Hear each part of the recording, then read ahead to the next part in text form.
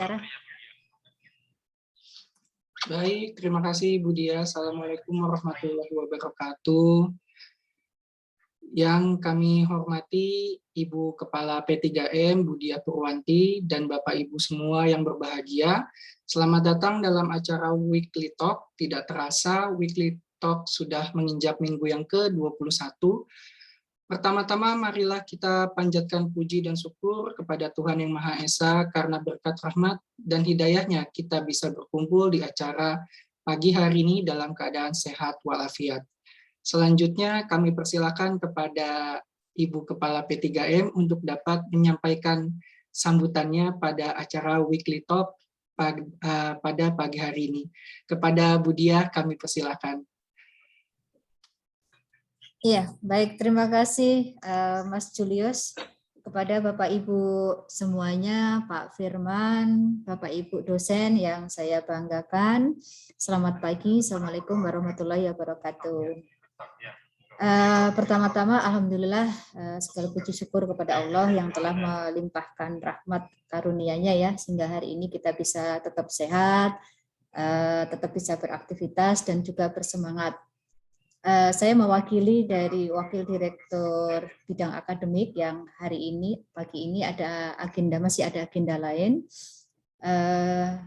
Ini saya mempersilahkan kepada Pak Prima yang memperkenalkan untuk doktoral seriesnya ya, dari unit penerbitan. Dan ini alhamdulillah untuk yang seri kedua, di tengah-tengah kita sudah ada Pak Firman Tataryanto, PhD, yang nanti akan sharing ya Pak ya kepada Bapak Ibu dosen ya terkait dengan, kalau saya sih menyingkatnya karena judulnya panjang ya, saya bilang tentang pajak karbon gitu aja ya. Maaf Pak Firman ya. Ya, ini merupakan isu yang menarik ya Pak ya untuk diketahui, dan juga mungkin kami di PKN STAN juga akan banyak belajar terkait dengan, ya kalau saya bilang isu pajak karbon kan ya bukan barang lama tapi menjadi sesuatu yang baru ya kalau di Indonesia ya Pak Firman ya. Dan mohon nanti juga Bapak Ibu dosen untuk tidak segan-segan berdiskusi ataupun menanyakan kepada Pak Firman ya. Kan ini sharing ya Pak ya terkait dengan doktoral tesisnya Pak Firman ya. Ya. Dan memang ini Pak, Weekly Talk ini merupakan satu media bagi kami di internal PKN STAN itu untuk membudayakan diskusi, terus kemudian juga tukar pikiran, saling kayak sharing gitu ya Pak ya, supaya terbangun Pak yang namanya budaya untuk saling memberi dalam hal pengetahuan, transfer knowledge di antara kami. Tapi tentu saja di sini nanti perlu adanya semacam stimulan-stimulan dari pihak eksternal seperti halnya Pak Firman ya hari ini ya, yang kami harapkan memang jangan segan-segan ya Pak ya, jangan pelit-pelit untuk begininya Pak ya, ilmunya ya Pak ya buat kami yang ada di PKN STAN. Dan memang kedepannya kami ingin supaya PKN STAN itu bisa menjadi salah satu sumber pengetahuan ya, dan tentunya di sini nanti Bapak Ibu dosen harus involve ya, terutama untuk isu-isu yang terbaru. Untuk dari di sini nanti ya harapan kami memang kami di PKN STAN itu bisa memberikan semacam pengetahuan atau lentera pengetahuan gitu Pak ya, yang terkait dengan perpajakan ataupun dengan hal-hal yang terkait dengan bidang keuangan negara.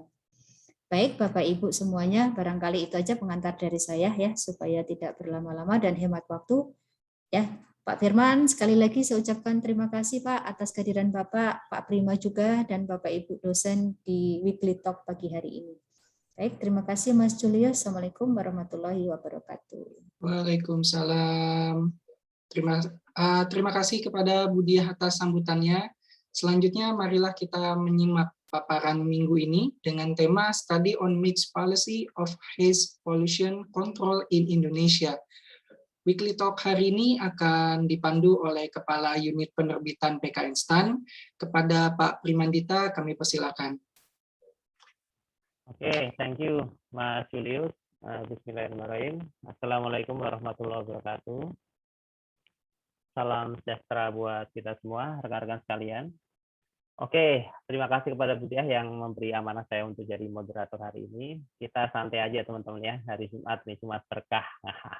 Nah, hari ini alhamdulillah kita bisa mendatangkan salah satu narasumber dari DJP, ini Pak Firman Tatarianto. Saya biasa manggil beliau itu sebagai Dan Parmin, dan beliau kebetulan seangkatan dengan saya, cuma dari akuntansi, sedangkan saya dari pajak. Kami juga sama-sama menempuh kuliah di Jepang, cuma beliau sukanya kota besar. Kalau saya sukanya pegunungan yang di tengah-tengah sawah gitu. Bedanya di situ. Oke, sebelum kita mulai, teman-teman, baiklah saya akan membacakan sedikit tentang biodata dari Pak Firman. Oke, Pak Firman Tatarianto, SST MA BFD, adalah PNS di Direktorat Jenderal Pajak sejak tahun 2001. Ya, penulis meraih gelar Sarjana Sains Terapan dari program Diploma 4 dari STAN, terus tahun 2005, dan Master of Arts dari Keio University Jepang, ya di Tokyo berarti, dengan jurusan Technician Policy and Management, dengan dukungan dari JICA ya, Joint Japan World Bank Scholarship Program.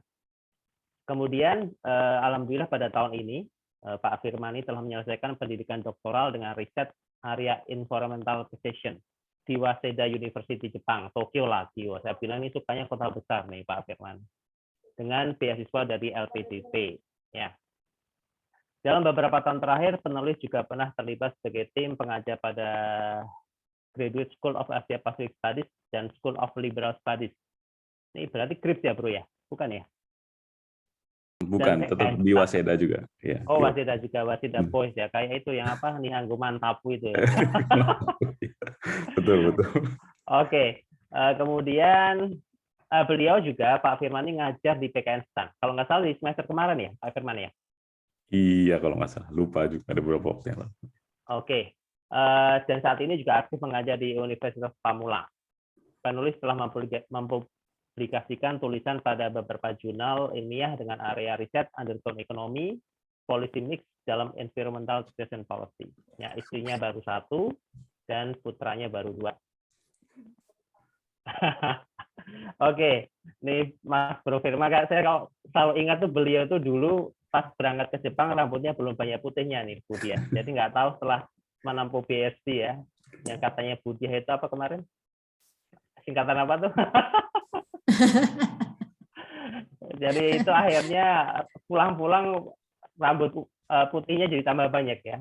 Dan setelah itu beliau sekarang adalah, kalau saya bilang untuk angkatan kami, beliau adalah rising star untuk DJP insya Allah, dan banyak banyak mungkin ya polisi-polisi yang nanti dikeluarkan oleh Pak dari tempatnya Pak Firman. Kebetulan beliau sekarang di kantor pusat. Tapi lah yang unik ini teman-teman, saya pernah dengar dari cerita Pak Firman ini, disertasinya ini terkait dengan heat pollution atau polusi asap ya, asap. Mengapa beliau menulis ini ya? Itu menarik itu. Nanti kita tanya Pak Firman. Kalau saya udah tahu jawabannya, kira-kira karena apa? Tapi teman-teman ada tahu ya, di berbagai wilayah Indonesia itu yang namanya kabut asap, polusi dan sebagainya itu cukup banyak. Dan itulah, dan saya bilang kalau masalah disertasi ini itu ada novelty-nya bagus sekali. Karena ini masih hal baru, dan baru nanti di Undang-Undang HPP ini baru mau diatur penerapan pajak karbon ya. Nah, salah satu nanti istilahnya yang menjadi policy maker-nya, salah satu timnya adalah Pak Firman ini. Oke, sedikit teman-teman, saya jelaskan untuk masalah buku dari Pak Firman ini, insya Allah bisa Bapak Ibu download mulai hari ini. Wah, jadi sekalian launching bukunya. Punten ya, saya share dulu, adanya di sini. Ini teman-teman unit penerbitan. Dan nanti teman-teman bisa ngambil dari doctoral series ya. Doctoral series. Nah, di sini ada bukunya Pak Firman. Minggu kemarin ada bukunya Pak Rian Agung. Di sini ada bukunya Pak Firman. Teman-teman nanti bisa klik, bisa di-read langsung di sini. Ya, bisa Bapak read langsung. Atau bisa di-download juga. Ya, silahkan. Nanti insya Allah nanti kami juga akan mencetaknya, tapi untuk sementara ini dalam edisi soft copy-nya, insya Allah sudah bisa di-download di situs penerbitan. Oke, tidak perlu berpanjang kata, kami persilahkan kepada Pak Firman Tertarianto untuk menyampaikan ulasan materinya. Silakan. Baik, terima kasih Pak Primandita, terima kasih Bu Diah tadi dari P3M dari STAN. Baik, Assalamualaikum warahmatullahi wabarakatuh. Selamat pagi Bapak Ibu dosen di PKN STAN. Mohon izin, ini saya presentasi di depan guru-guru saya nih, jadi seperti kayak di tes ujian lagi nih waktu D4. Mohon izin, di sini ada Pak Muhadi Prabowo. Mohon izin Pak, ini dosen pembimbing saya nih dari D4 STAN dulu. Waktu lulus dari D4 STAN, di sini ada juga teman-teman senior saya, ada Pak Imam Muhasan, ada yang lain, yang Bu Iin juga, yang lain. Mohon izin. Jadi ini kesempatan saya untuk senang sekali saya bisa bergabung lagi, artinya bisa berdiskusi, bercerita bareng-bareng dengan Bapak Ibu dosen dari PKN STAN. Ini sebuah kehormatan bagi saya sebetulnya bisa bicara. Jadi akhirnya agak grogi kan di sini, mohon izin sebelumnya. Baik, yang akan saya sampaikan hari ini adalah terkait dengan studi doktoral saya. Tadi sudah disampaikan oleh Pak Mas Primandita, ini teman senongkrongan dulu waktu beliau di PMB gitu. Jadi beliau pegawai PMB, sedangkan saya ikutan magang doang di PMB karena saya setelah itu saya di penempatannya agak jauhan gitu. Jadi di tempat yang ada asapnya itu tadi. Jadi agak membekas itu. Asap itu agak membekas di kepala saya gitu. Jadi kalau beliau tempatnya memang di PMB waktu itu. Baik, yang saya diskusikan dalam proses ini, dalam doktoral tesis adalah terkait dengan mixed policy sebetulnya. Jadi nanti akan saya bahas lebih jauh. Jadi mixed policy ini kita agak mundur sedikit sebelum kita nanti sebetulnya resultnya, sebetulnya recommendation-nya adalah terkait dengan environmental tax atau pajak karbonnya gitu. Jadi saya mundur sedikit untuk menguji apakah memang penerapannya bisa dimungkinkan gitu kalau misalnya di Indonesia terkait dengan adanya penerapan di environmental tax gitu, untuk shifting dari regular tax. Regular tax itu adalah pajak-pajak normal di PPH, PPN dan seterusnya dengan menjadi environmental tax. Mohon izin untuk share screen.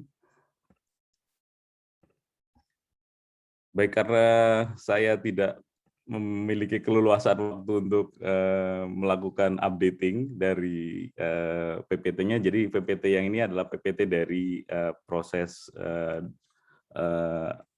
di Waseda kemarin. Jadi saya menggunakan, kecuali nanti ada beberapa hal yang mungkin saya skip saja terkait mungkin yang detailnya nanti bisa dilihat di penerbitan di bukunya. Baik, judulnya adalah Study on Mixed Policy on Haze Pollution Control di Indonesia. Jadi baseline dari studinya adalah terkait dengan kondisi untuk penerapan, adanya potensial penerapan dari mixed policy. Jadi selama ini Indonesia rely on hanya di environmental control policy. Jadi kalau kita sering dengar penerapan di pajak karbon, basisnya adalah market base. Nah, market base itu sebetulnya adalah bagian dari penerapan dari instrumen lingkungan juga, tapi dengan konteks penegakan instrumen ekonomi lingkungan. Jadi pajak karbon ataupun environmental tax bukan terkait dengan instrumen fiskal saja, tapi lebih kuat sebetulnya berada di instrumen ekonomi lingkungan atau instrumen lingkungan itu sendiri. Jadi kita mundur sedikit terkait dengan haze pollutions. Jadi terkait dengan asap ini, asap yang menaun gitu. Jadi ini publikasi yang sudah saya lakukan terkait dengan disertasi ini dan academic conference yang kemarin sempat kami ikuti gitu di beberapa kota gitu, di Tucson di Arizona, terus di Tokyo sendiri, dan akhir-akhir di Jakarta dengan UI kemarin.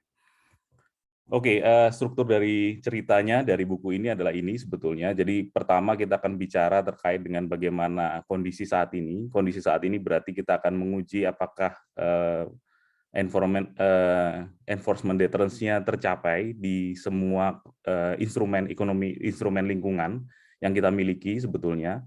Jadi saya cuma mau lihat gitu di chapter 3 dan chapter 4 sebetulnya instrumen enforcement-nya itu terpenuhi nggak sih sebetulnya dalam konteks haze pollution. Kenapa haze pollution itu jadi menahun? Kita bisa bilang hampir 30 tahun sebetulnya. Karena sejak dari awal juga sudah terjadi, kalau kita lihat kurvanya memang sudah selalu ada. dan itu tidak pernah turun. 2015 meningkat itu sebetulnya mirroring dari tahun 97 gitu. Jadi dan itu akan terjadi mirroring lagi gitu di tahun-tahun berikutnya. Nah, nanti setelah itu di chapter 5 saya akan baru bicara terkait dengan bagaimana kalau kita menempatkan satu instrumen baru which is market based gitu yang harusnya menjadi instrumen bersama dengan antara environmental control dan instrumen fiskal gitu. Oke, ini peta hotspot, peta kebakaran lahan sebetulnya di Indonesia. Kalau bisa kita lihat, yang paling merah dan merahnya menjadi kuning itu adalah titik hotspot yang ada. Saya menggunakan Aegis S3, kebetulan yang free trial gitu dari kampus. Jadi hotspotnya bisa kita lihat range hotspotnya ada di sini. Nah, kalau kita lihat 2016 ke atas, 2019 sampai 2020 saat ini, range hotspotnya itu sekarang bergerak ke arah Papua. Jadi di sana ada juga area yang ternyata juga menjadi area perkebunan gitu. Jadi kalau kita lihat yang merah ini, garis bawah merah dan garis merah ini biasanya areanya adalah area perkebunan dan lahan gambut. Dan ini ternyata konsisten di semuanya. Kalau kita lihat Sulawesi nggak pernah areanya selalu terlalu merah, karena area merah selalu ada di 2 pulau besar ini. Dan itu selalu berulang gitu. Terakhir penelitiannya terkait dengan ini adalah Fakri. Setelah itu saya nanti sebetulnya sepertinya ini area yang perlu juga banyak dieksplorasi sebetulnya.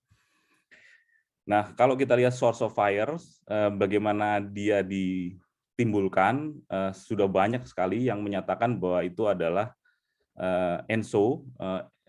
Ini seperti El Nino Southern Oscillation yang sekarang pattern-nya adalah La Nina, di mana kita menjadi lebih basah di area Khatulistiwa, kalau ENSO kita menjadi lebih kering. Tapi ternyata bukan hanya itu sebetulnya, ternyata di sana juga ada posisi dari peatland dan kebakaran yang dibuat oleh manusia.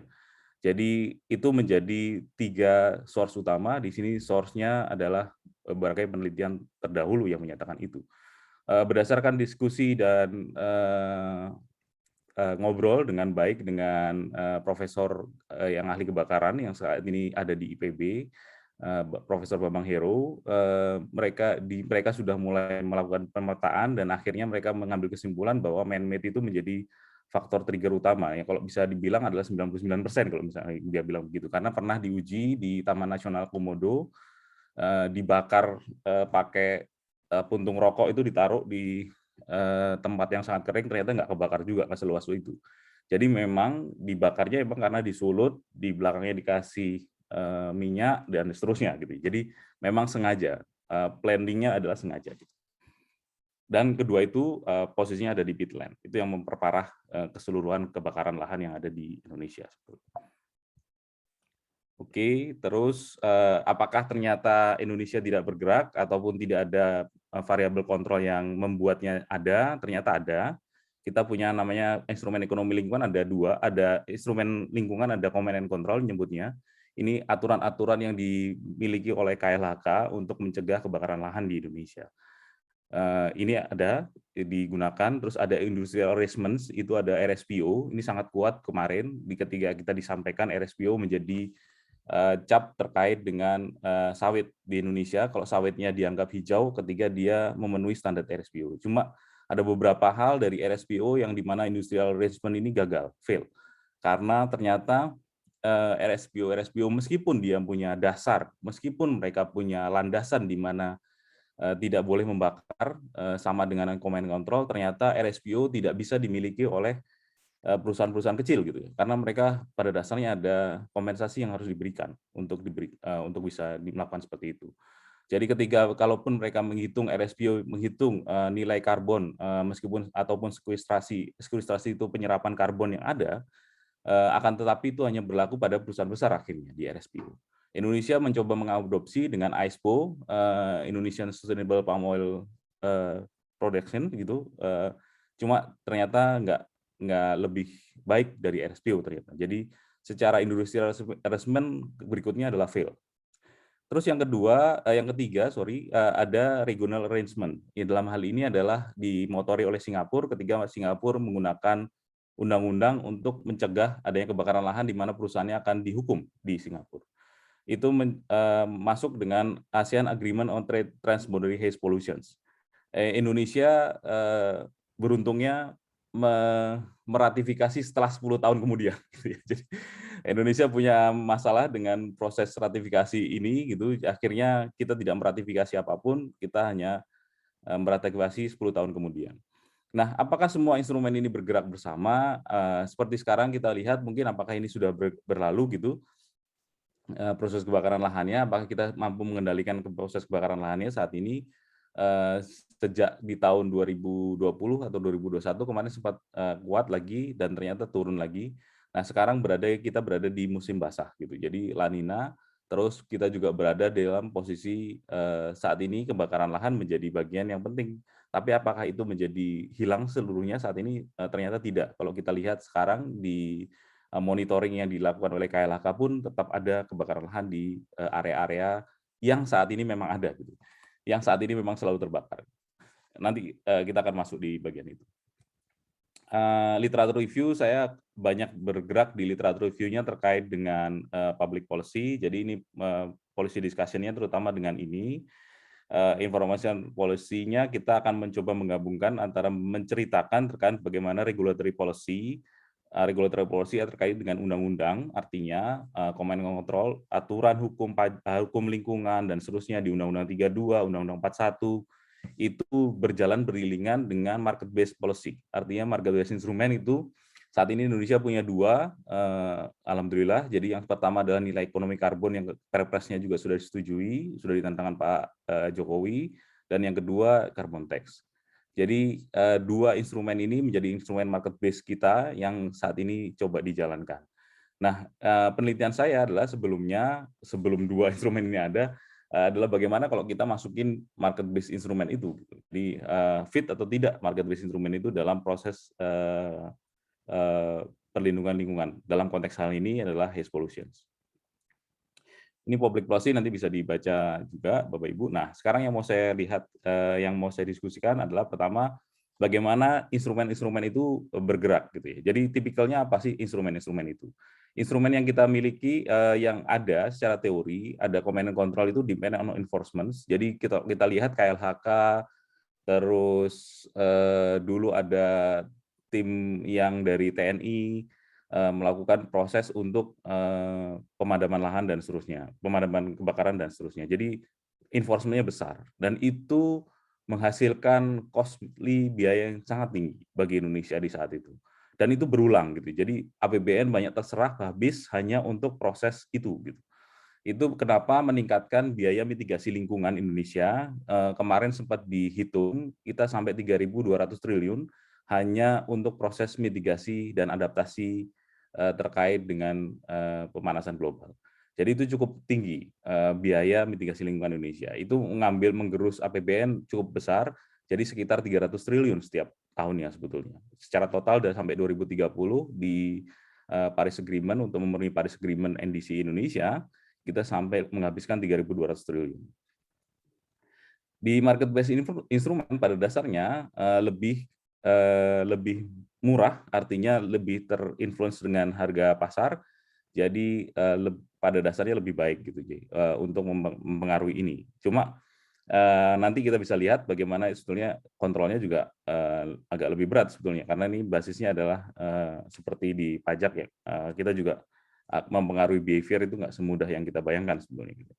Terus voluntary approach ini kita nggak punya, information juga kita nggak banyak. Voluntary approach sebetulnya mirip-mirip dengan RSPO, tapi pada dasarnya sama ISO 14.000, tapi kita belum banyak perusahaan yang aware dan menggunakan hal ini. Oke, terus kalau kita jump to pajak, pada dasarnya pajak lingkungan ada dua model, satu yang model pajak atas lingkungan itu sendiri, disebut yang Pigovian tax. Pigovian tax itu pada dasarnya pajak itu related dengan lingkungannya, artinya pajak itu akan berdiri di lingkungan itu sendiri. Jadi basisnya adalah eksternalitas. Jadi dia akan mengenakan pajak atas kondisi eksternalitas yang ada di lingkungan itu sendiri. Yang kedua, pajak related, environmental related tax. Ini yang kita miliki saat ini. environmental related tax ini basisnya adalah pajak yang basisnya adalah terkait dengan penerimaan. Kalau terkait dengan penerimaan, pajak ini akan lebih fleksibel gitu posisinya. Ini yang kita miliki saat ini di pajak bahan bakar, di pajak galian C dan seterusnya. Tapi environmental issue bukan menjadi isu utama dalam pajak ini. Jadi dua model pajak ini. Jadi kalau related dengan ini, orang biasanya akan berada di Pigovian tax. Cuma ya itu tadi, ketika Pigovian tax menjadi tantangannya menjadi lebih tinggi gitu. Pollution tax yang menggunakan emission base pada dasarnya akan lebih susah untuk di-evade. Ini yang posisinya Fauer dan Wishart di 2012. Ini jadi tipikal pajak ke depan, modelnya adalah begitu, karena environmental tax pada dasarnya akan lebih susah, sangat susah untuk di-evade. Mereka nggak bisa, karena datanya sudah terlalu banyak. Gitu. Datanya bisa dilihat dan bisa dicari dan bisa dikomparasi. Berbeda dengan data terkait dengan terkait dengan income. Itu yang terjadi kenapa ketika beberapa negara menerapkan environmental tax, mereka pada dasarnya mereduksi beban pajak di pajak yang lain, bisa di PPN-nya, bisa di income tax-nya. Itu mereka menyebutnya selalu environmental tax reform, karena mereka shifting dari pajak dengan model yang tadi, yang normatif biasa tadi, menjadi pajak yang di environmental, karena bagi mereka lebih mudah dan lebih tercapture lebih gampang dan efisiennya juga lebih mudah untuk dikendalikan. Oke, nah kalau penelitian saya akan masuk ke dalam proses enforcement-nya. Jadi kita menguji enforcement-nya. Kalau misalnya regulatory policy-nya di-enforce dan tax policy-nya di-enforce, kita akan mendapatkan deterrent base yang kita harapkan atau tidak. Gitu. Nah sebelum itu berarti saya akan mengecek di mana enforcement yang sudah ada dilakukan saat ini di konteks Indonesia dalam konteks haze pollution, kebakaran lahan. Nah, sebelum ke sana, posisinya kalau misalnya enforcement, kita akan menggunakan proses deterrent based enforcement, ini basisnya adalah Baker sebetulnya, ini sangat terkenal, fenomenal, terkait Baker, Bapak Ibu pasti juga lebih tahu. Kita pakai social harm, basisnya adalah expected liability. Social harm basisnya equal dengan expected liability-nya. Gitu. Itu baseline-nya. Jadi social harm yang ditimbulkan dari polusi harusnya equal dengan expected liability yang dikeluarkan oleh aturan, baik dari aturan di regulatory policy maupun aturan di market based instrumennya.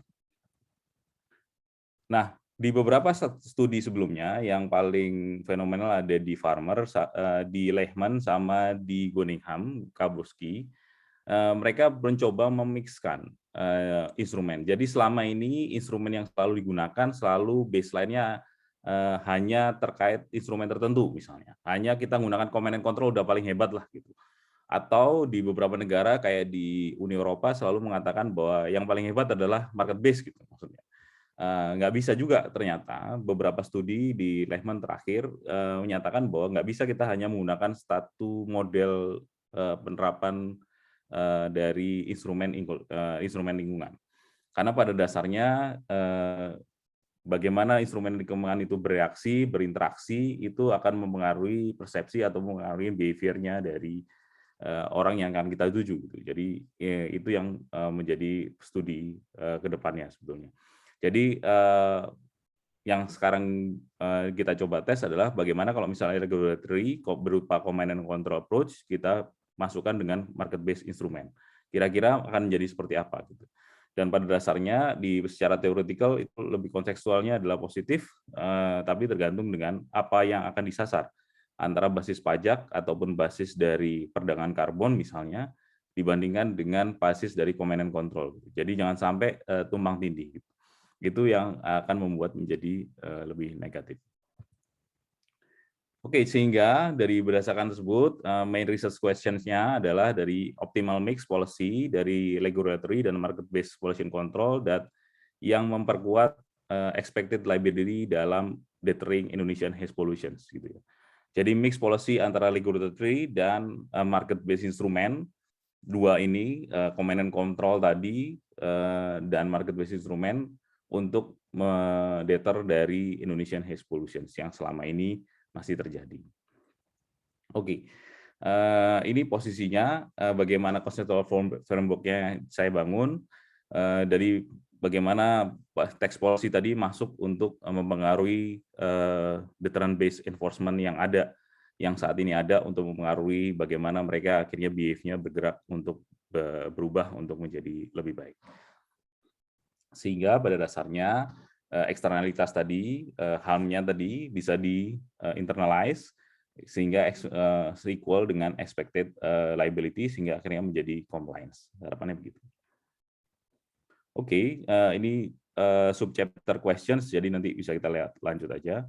Jadi di chapter 3 saya akan melakukan proses untuk identifikasi awal dengan proses untuk wawancara, turun ke lapangan di 2 area utama. Terus yang keempat saya melakukan NVivo, menggunakan NVivo saya melakukan proses untuk mengidentifikasi dari aturan hukum, bukan aturan hukum, sorry, dari hasil pengadilan terkait dengan kebakaran lahan dan kebakaran hutan. Kelima, chapter 5 baru proses untuk menghitung secara ekonometrik terkait dengan bagaimana interaksi itu bisa dimungkinkan gitu ya, bagaimana interaction policy-nya bisa dijalankan. Oke, bagian pertama ketika melakukan proses turun ke lapangan, research-nya saya menggunakan datang di 2 area utama, yaitu di Sumatera Selatan dan di Riau. Kenapa 2 area ini menjadi dipilih? Karena 2 area ini menjadi dengan luasan area gambut yang terbakar dan dan banyaknya emisi yang terbentuk itu berasal dari 2 area ini gitu di Indonesia sebetulnya.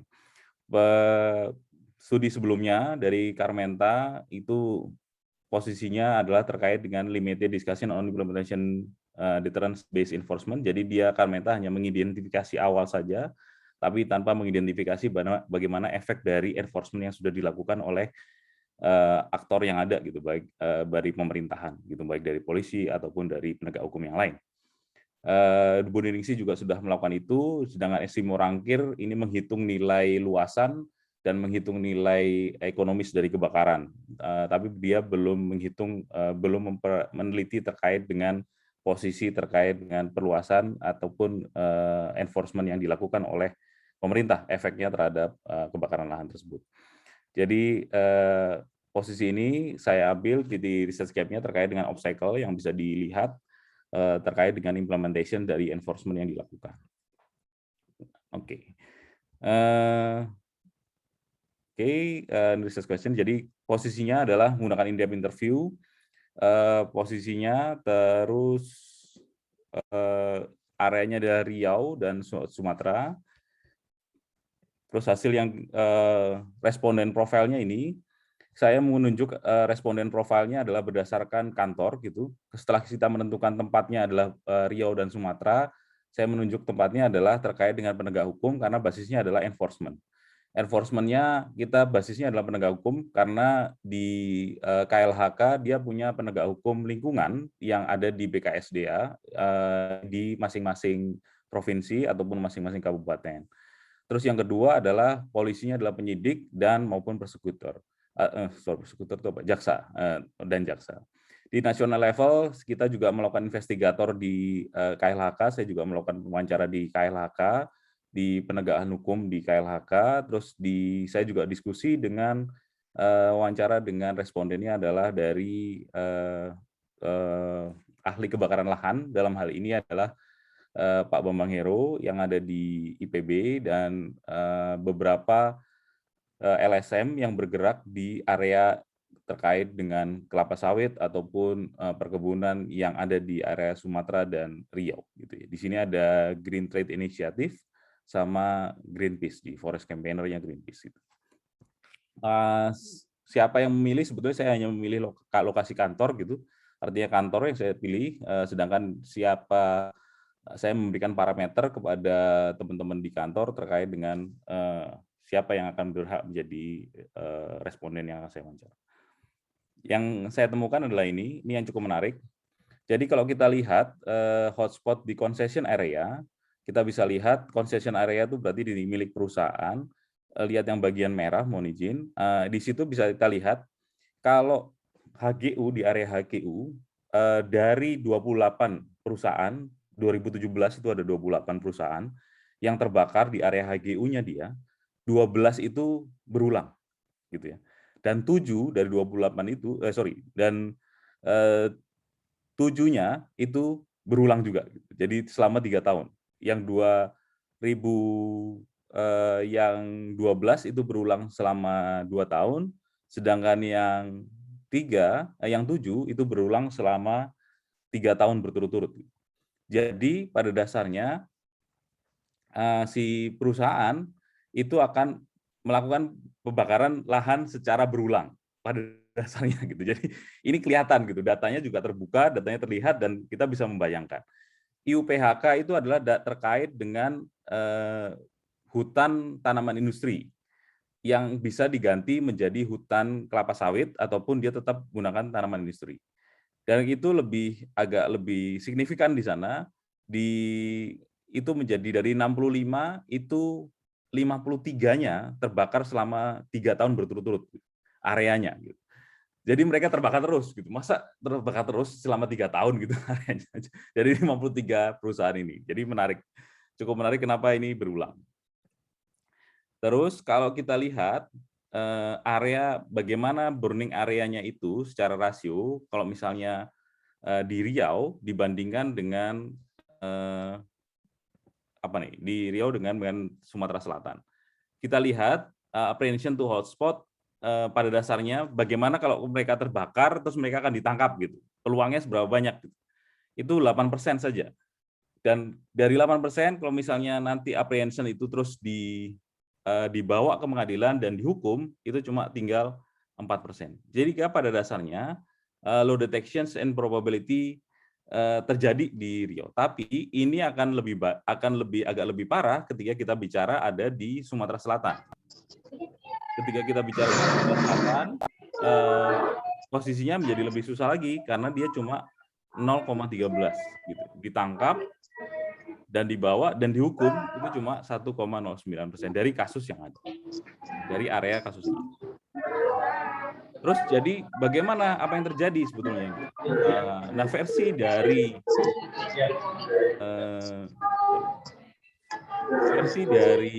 investigator, ini investigator yang di tingkat nasional. Pak Suhud,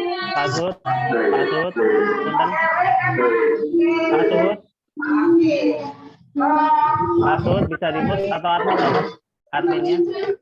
Pak Suhud tolong di-mute. Ya, makasih. Oke, terima kasih. Oke, kalau kita bicara dari tingkat nasional, apa sih yang terjadi sebetulnya gitu? Jadi ketika dia dibawa ke tingkat pengadilan, dia bisa menunjukkan begini, ada satu perusahaan yang diponis cuma 1 billion gitu, dan ditambah untuk melakukan restorasi lingkungannya itu 13 billion, tapi ternyata itu tidak ada mekanisme yang bisa dilakukan untuk menarik angka 13 miliar itu, 13 triliun itu. Jadi hukumannya itu seperti ya pokoknya ada, saya hukum gitu, tapi ya gimana cara nariknya, jaksanya juga nggak tahu caranya nariknya itu gimana gitu, dalam mekanisme apa dia bisa narik gitu. Uangnya itu bisa dihukum, itu bisa narik uangnya itu dalam mekanisme apa, mereka juga nggak tahu gitu. Selama ini nggak pernah dilakukan. Jadi hukuman itu ya berhenti di hukuman itu saja gitu. Nah, ini yang terjadi.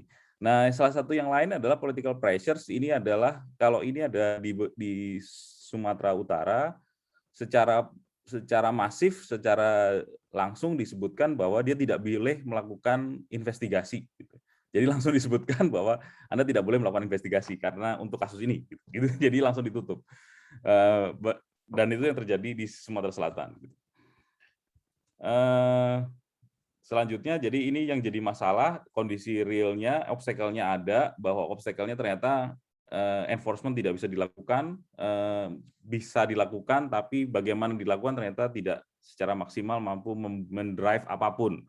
Sehingga kalau bisa kita lihat, premis awalnya kita bisa lihat bahwa ada masalah dengan proses penegakan hukum atau ada masalah sehingga deterrent base yang kita harapkan ternyata tidak tercapai dalam kasus kebakaran lahan.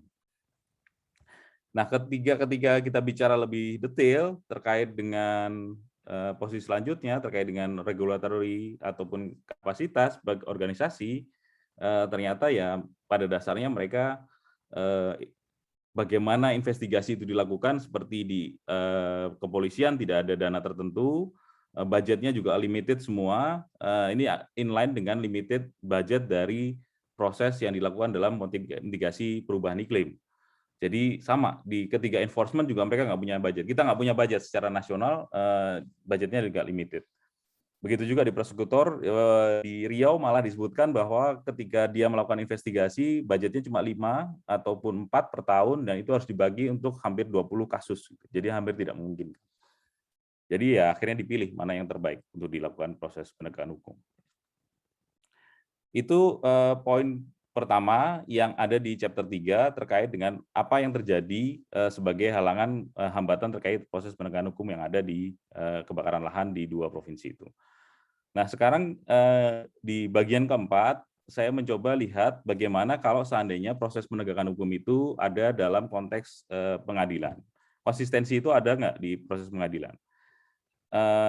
Beberapa proses pengadilan ada di Bilet penelitian sebelumnya, di White di 2010 juga penelitian sebelumnya terkait determinan bagaimana pengadilan itu menentukan terkait dengan deterrent effects-nya. Oke, sorry.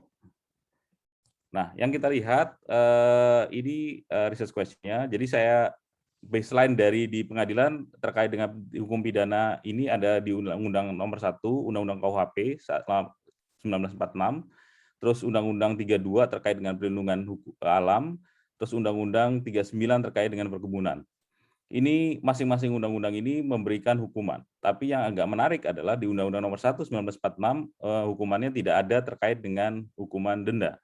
Jadi lebih banyak pada hukuman imprisonment. Jadi KUHP lebih banyak hukuman imprisonment. Tapi yang menyebut bahwa kebakaran lahan itu tidak pernah disebutkan dalam Undang-Undang 1946, tapi lebih banyak di Undang-Undang 32 dan Undang-Undang 39 di 2014. Tapi yang digunakan sebagai dasar penuntutan ternyata juga banyak terkait Undang-Undang KUHP gitu. Ini yang posisinya. Nah, saya menggunakan posisinya content analysis. Saya melihat dari 2.826 kasus, kita scrutinize menjadi 180 berdasarkan terkait dengan palm oil dan land and forest fires dengan kebakaran lahan. Terpilih 120, saya menggunakan NVivo untuk mengerjakan proses ini. Saya menggunakan codebook-nya, codebook dari enforcement terkait dengan variable case summary, charge, defendants, location offense, dan sending informations. Ini pengembangan dari Ozimi dan Jarel di 2016 dengan penambahan yang saya lakukan terkait dengan codebook-nya dan analytical unit-nya. Sehingga terpilih 120 final court case di 2009 sampai 2016. Kenapa 180 kurang dari 120? Seharusnya yang dipakai 180, cuma ternyata ada beberapa court case yang nggak lengkap karena ada beberapa court case yang ternyata tidak di-upload dalam sistemnya Mahkamah Agung, jadi kita nggak bisa untuk download meskipun kutipannya sudah diterbitkan, tapi keseluruhan court case-nya nggak ada gitu. Jadi kita nggak bisa gunakan karena tidak bisa mencerminkan keseluruhan dari populasi untuk bisa digunakan untuk melakukan analisis di content analysis. Oke, yang kita dapat apa? Yang kita dapat ada ini.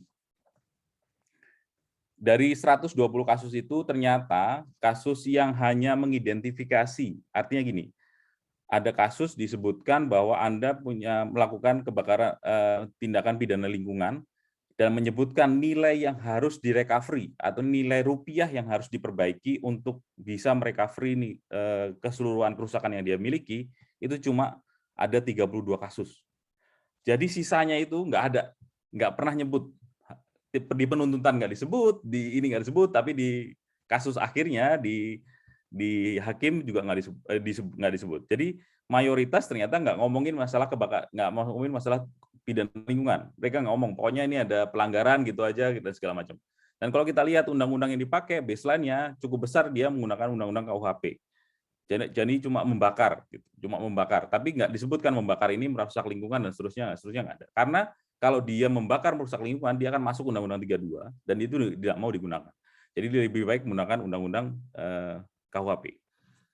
Sehingga number cases. Sehingga kita bisa lihat bahwa ketika kita lihat mean dari rasio fine multiple, jadi berapa banyak rasio yang bisa direcover dari denda yang diberikan, ternyata cuma 0,08 min-nya. Jadi kecil sekali. Jadi kita punya 1 triliun, dendanya cuma 80 juta, let's say gitu. Jadi uangnya itu nggak pernah bisa untuk menutup seluruh biaya mitigasi, biaya untuk merecovery, itu nggak pernah ada uangnya untuk masuk ke kas negara berdasarkan kasus yang ada saat ini. Kalau misalnya kita melakukan tindak pidana. Apakah mereka juga tidak melakukan tindakan administratif dengan melakukan pembayaran? Itu dalam kasus yang ketika saya melakukan penelitian, di luar pengadilan, settlement di luar pengadilan, itu sangat minim waktu itu. Jadi kasus-kasusnya lebih banyak dibawa ke pengadilan karena tentunya KLHK nggak mau kehilangan muka juga. Jadi kasusnya kalau dia tidak dipidana administratif, artinya diberhentikan perkebunnya dicabut, kalau nggak langsung dibawa pidana pengadilan. Itu yang di periode 2009 sampai 2016. Nah kalau kita lihat areanya per pulau, kita bisa lihat tuh di pulau. Case-nya di pulau lebih banyak case-nya di brought up dari Sumatera dibandingkan dari Kalimantan. Jadi lebih banyak penuntutan dilakukan di Sumatera dan putusan ada di Sumatera dibandingkan di Kalimantan. Dan bagaimana di Sumatera? Ternyata Sumatera lebih baik sebetulnya kalau kita pecah. Sumatera 1,2 min rasio min multiple, jadi pada dasarnya mirip-mirip gitu ya. Nanti kita lihat, kita pecah lagi. Kira-kira ini beneran nggak sih sebetulnya mereka benar-benar untuk di posisinya benar-benar hukumannya sesuai dengan tingkat kerusakan lingkungannya nggak? Karena kita selalu bicara terkait eksternalitas bahwa dia akan terpenuhi dengan adanya hukuman ataupun proses. Apakah nanti ternyata Sumatera seperti itu? Kita cek. Nah ini dia hasilnya. Ternyata yang membuat Sumatera itu bagus sebetulnya baseline-nya adalah farmer, land and forest, land owner. Jadi kalau farmer dihukum, nih saya hukum farmer, Anda petani saya hukum. Dan hukumannya itu nggak main-main, langsung sesuai dengan nilai tingkat kerusakan lingkungan. Bayar Anda tingkat kerusakan lingkungannya 1 triliun gitu. Ya petani itu harus bayar. Nggak bayar, dihukum penjara. Tapi mana yang lebih besar? Ternyata plantation company-nya punya dasar, punya kerusakan yang lebih besar. Apakah dihukum sebesar itu, seberat itu? Ternyata tidak. Plantation company, director plantations, manager plantations, semuanya memiliki level hukuman yang ataupun penggantian atas kerusakan lingkungan yang jauh lebih kecil dibandingkan kalau yang bersalah itu adalah petani, terus estate employees, dan segala macam gitu. Jadi pada dasarnya mereka tidak bisa. Jadi ini yang terjadi gitu. Jadi dari kasus kebakaran lahan kita bisa lihat bahwa apa yang terjadi nggak sesuai dengan yang kita bayangkan. Kalau kita ngambil outlier dari 3 model kasusnya, ini ada 2. Ini yang pertama adalah kasus terkait dengan PT-nya. Kalau misalnya PT-nya kena, dia diputuskan bersalah di 2015. Judge impose additional sanction verdict that require defendant 1 year improve fire prevention. Cuma itu saja atas PT-nya. Tapi kalau yang kena yang kedua nih, Direktur 1226 di 2014, di 2015 juga, dia dikenakan padahal Direktur ini sudah diberitahu bahwa dia harus segera memperbaiki tingkat kebakaran lahan. Bagaimana kebakaran lahan bisa dilakukan? Ternyata SOP-nya diperbaiki. Ternyata tetap terjadi karena dia tidak pernah memperbaiki. Total ecological recovery cost-nya bagaimana recovery bisa dilakukan itu 87 triliun, tapi punishnya cuma 100 miliar. Dan kalau misalnya defendants-nya itu farmer, dihukumnya langsung maksimal 3 miliar, meskipun ecologicalnya 7 miliar. Gitu. Jadi posisinya adalah berbeda antara perusahaan, terus direktur perusahaan, dan petani. Dan outlier-nya kalau kita lihat lebih detail dari masing-masing verdict yang sudah ada, putusan pengadilan yang sudah ada. Itu end of dari chapter ini gitu. Jadi chapter ini cerita tentang hal itu. Jadi posisinya penegakan hukum pada dasarnya lebih skew. Kita nggak bisa merely on command and control. Kita menggunakan dua basis tadi. Di chapter 3 kita lihat bagaimana obstacle-nya jadi cukup tinggi. Di chapter 4 kita bicara lebih detail terkait dengan buktinya bahwa mereka ternyata juga nggak bisa. Berdasarkan putusan pengadilan pun nggak masuk. Sehingga eksternalitas yang diharapkan untuk bisa diatasi dengan command and control ternyata meleset. Jadi nggak mungkin. Jadi sehingga kita masuk ke chapter 5, bagaimana chapter 5 untuk bercerita terkait dengan kalau kita masukin secara normatif masuknya market based instrument, kira-kira apa yang bisa dilakukan di chapter 5 ini. Pada dasarnya kita menggunakan fiscal capacity, bagaimana strengthening HAM dan increasing government capacity. Jadi kita lihat isunya ternyata terkait juga dengan kemampuan pemerintah untuk melakukan proses mitigasi dan adaptasi dari perubahan iklim. Dan kita tahu mitigasi dan adaptasi perubahan iklim ternyata cukup besar menyedot biaya APBN gitu. Jadi bagaimana ini kita meningkatkan fiscal capacity yang ada gitu. Sehingga research question-nya ini impact of fiscal capacity on mixed regulatory action regarding hotspot development dan greatest pollution di Sumatera dan Kalimantan. Ini modelnya pada dasarnya model awalnya adalah regulatory actions ini ditambah alfanya nanti dengan faktor awalnya. Terus ini ada fine, improvement dan seterusnya.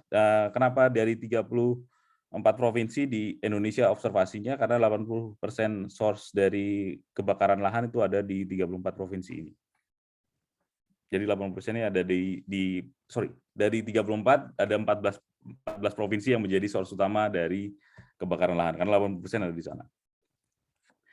Ini dependent variable-nya dan independent variable-nya, hotspot, fine, embarrassments. Hotspot itu pada dasarnya dari NOAA 18, 19 di area provinsi, tax revenue, budget sentral, budget lokal, government, JRBB, crime rate, rainfall, dan seterusnya.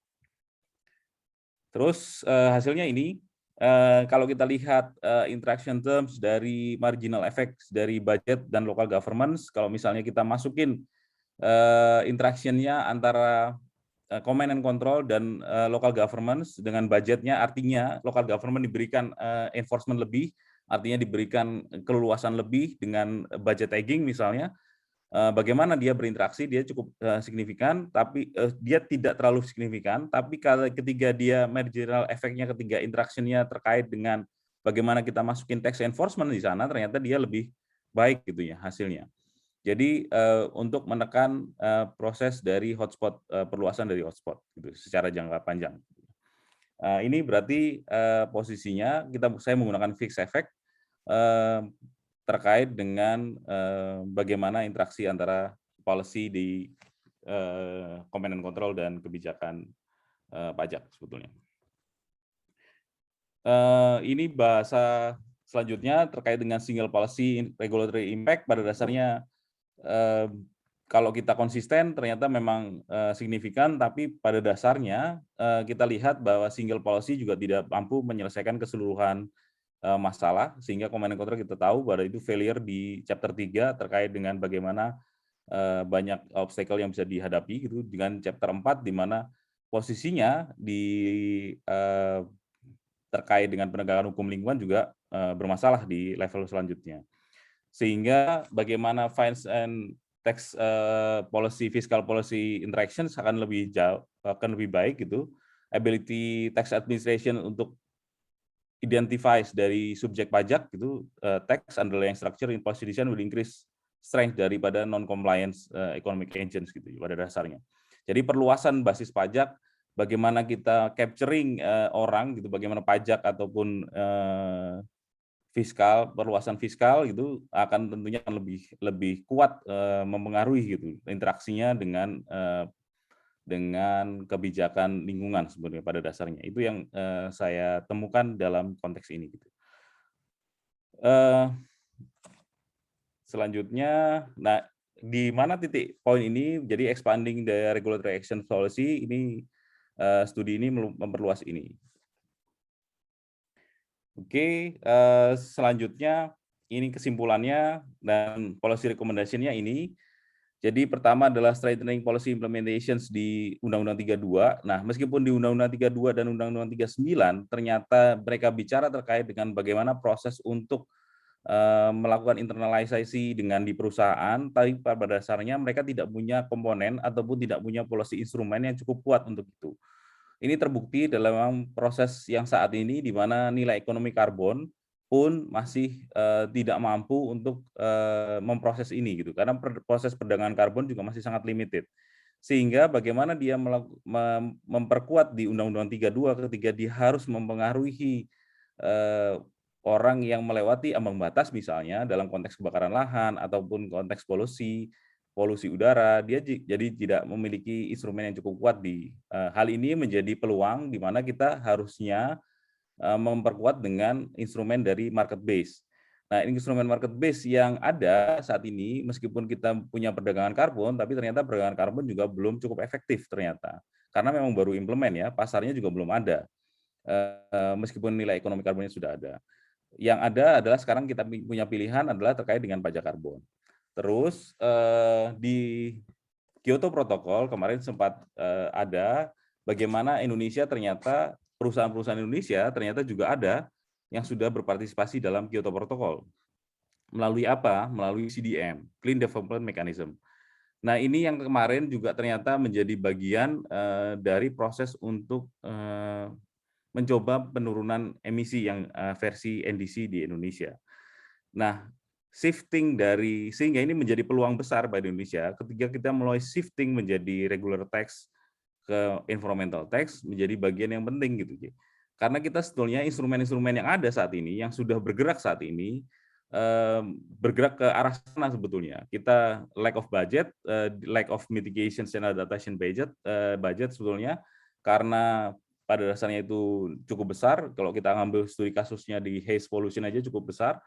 Dan di sisi yang lain kita juga kemampuan dari command and control untuk menghadap kemampuan dari KLHK, Undang-Undang 32, Undang-Undang 41 untuk merubah shifting behavior-nya orang yang melakukan perusahaan lingkungan juga cukup lemah gitu. Ya ini di peluang besar. Ketika kita mencoba untuk shifting dari regular tax ke environmental tax. Terus expanding the tax base tentunya menjadi identifying non-compliance. Ini belum bisa kita lakukan untuk saat ini karena posisinya adalah palm oil. Jadi saran saya waktu itu terkait dengan perubahan lahan di palm oil dan forestry industry karena ini yang bagian cukup merusak terkait dengan kebakaran lahan. Ini yang mungkin saat ini belum bisa kita masukkan sampai di 2024 terkait dengan pajak karbon. Saya pikir itu dari saya. Mohon maaf karena kalau cukup panjang dan ada yang ke-skip juga karena saya tahu waktunya cukup terbatas. Terima kasih. Assalamualaikum warahmatullahi wabarakatuh. Selamat siang. Monggo saya kembalikan ke Mas Dika.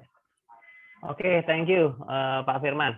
Makasih banyak. Ini kita jadi tahu ya. Kalau saya tadi ngelihat apa disertasi Anda, paparan Anda tuh, pekerjaan Anda tuh luar biasa tuh. Dari Waseda bolak-balik ke Rio ya, Bro ya. Pengen, jadi supaya dapat inspirasi itu perlu ngirup asap dulu gitu ya. Oke, tapi bagus sekali. Oke, teman-teman, sekarang kesempatan buat Bapak Ibu sekalian untuk diskusi ya. Mungkin kita mulai dulu, mungkin ada sekitar 2 pertanyaan dulu untuk Pak Firman terkait dengan temuannya atau terkait dengan metodologi penelitian. Monggo, silakan. Atau mungkin pajak karbon, silakan juga. Silakan. Izin Mas Rima. Yes, Mas Adet, silakan. Oke, selamat berjumpa kembali Mas Firman. Ini kakak saya nih ya. Kakak saya zaman saya D3 tempat main PS. Jadinya begini, saya juga heran. Mas, ini menarik Mas. Memang keminatan kita kan mirip-mirip gitu ya. Tadi Mas Firman, Mas Firman menyampaikan bahwa kita akan men-shifting pajak yang berupa regulasi ke pajak lingkungan ya, environmental tax tadi ya, penggeserannya. Nah, pertanyaan saya sederhana sebenarnya, apakah itu memungkinkan di Indonesia? Karena saya baca beberapa literatur tuh, salah satu karakternya pajak lingkungan itu adalah hasil pungutannya itu harus dialokasikan untuk untuk menyelesaikan masalah lingkungan. Nah, sedangkan di Indonesia ini kan sepertinya mix nih. Kemarin saya ambil contoh tuh yang karakternya mirip pajak lingkungan tuh kebanyakan di retribusi, kayak retribusi sampah dan sebagainya. Tapi itu barang itu ternyata sama pemerintah daerah juga tidak untuk menyelesaikan masalah lingkungan, jadi campur aduk aja di situ. Nah, seperti pernyataannya Mas Firman tadi menyatakan bahwa kita akan menggeser pajak berupa regulasi menjadi pajak lingkungan. Apakah mungkin di Indonesia? Pertanyaan itu aja, Mas. Terima kasih. Siap. Pak moderator langsung nih. Monggo langsung aja, nggak apa-apa, Pak Firman. Matur nuwun. Mas Dian ini lebih jago dari saya ini sebetulnya. Oke, pertanyaannya jago apa adalah nih? Jago penelitian atau jago main PS? Itu dia. Jadi terkait dengan shifting ya, memang ketika kita bicara terkait dengan environmental tax itu kalau